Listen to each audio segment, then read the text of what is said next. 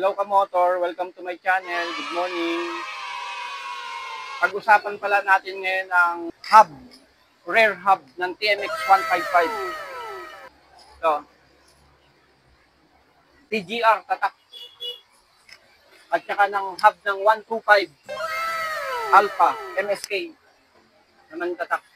Kasi meron tayong customer, tinatanong nila kung pwede bang gamitin ang hub ng 125 Alpha sa 155 TMX. Let's go!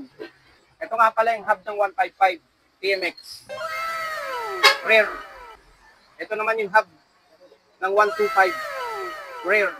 Parehas naman silang may apat na lagay ng bolt. Parehas. Tapos ang bearing nila is parehas din dito, 6302. 6302 rin sa 155, 6302 din sa 125. Pero pagdating naman sa panloob nila, yan, ito 6302 yung bearing. Ito naman 6202. Tapos yung sprocket naman na gagamitin dito, ito nga pala sprocket ang TMX 155. Subukan natin ngayon kung pwede rin siya sa 125. Sprocket rear, number 48. Isubok natin sa 155. Kasya ang 155. Try naman natin sa 125. Pasok din siya mga kamotor.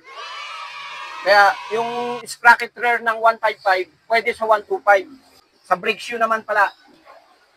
Ito ang brake shoe ng 155. Ito naman ang brake shoe ng 125. Ang brake shoe nga pala ng 155, pwede gamitin to sa Motorstar, Euro, yung mga panlikod lang rear.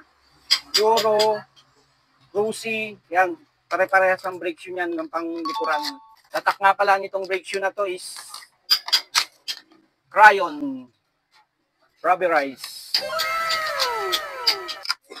Testingin natin sa hub ng 155 ang brake shoe niya. Ito ang brake shoe niya. Pasok. Ang brake shoe naman ng 125, testingin natin sa brake shoe ng 155.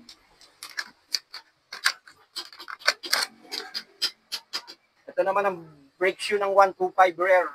Maluwag. Kasi ito ginagamit to, pwede to pang XRM. Saka sa 125. Rayon din ang tatak. Rubberized din.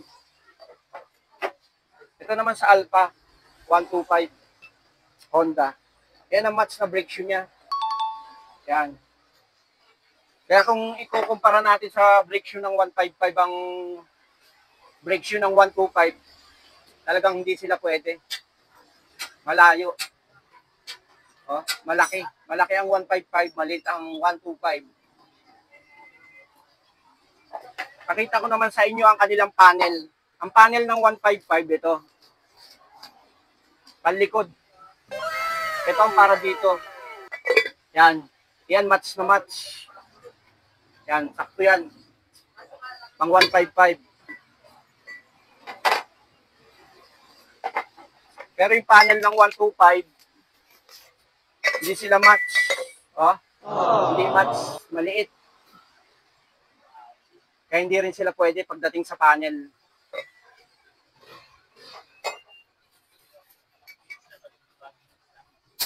Ganun din sa 125. Ito pang 125. At saka yung panel niya. Yan, match na match. Oh.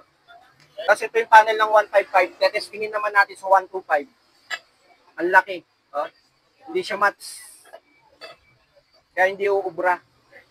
Kaya kapag magpapalit kayo ng yung nasa 155 kayo, magpapalit kayo ng 125 or 125 kayo, magpapalit kayo sa 155, magagastusan kayo kasi magpapalit pa rin kayo ng panel, brake shoe, at saka axle ehe.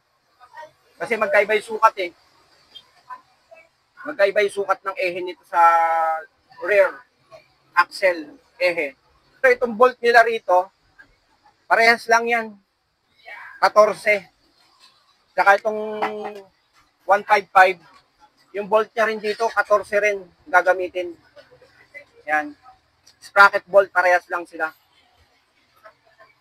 Yan ang pinagkaiba ng hub ng TMX 125 at saka TMX 155. Supportahan niyo yung vlog ko mga kamotor para makagawa pa tayo ng mas maraming vlog. Maraming salamat.